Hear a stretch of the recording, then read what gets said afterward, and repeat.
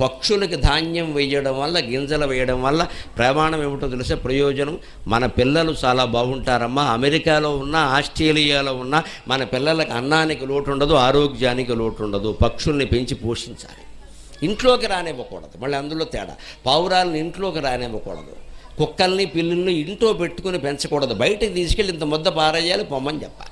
ఎందుకని కుక్కల్ని వేళ శుభ్రంగా పక్కలో పడుకోబెట్టుకుని సబ్బెట్టి తోమి దానికో డాక్టరు, దానికో డ్రెస్సు, ఈ ప్రేమ పిల్లల మీద చూపిస్తే ఎంత బాగుండేదో. వాళ్ళనేమో హాస్టల్లో పారేశారు, కుక్కల్ని పక్కలో పెట్టుకున్నారు. ఇక్కడ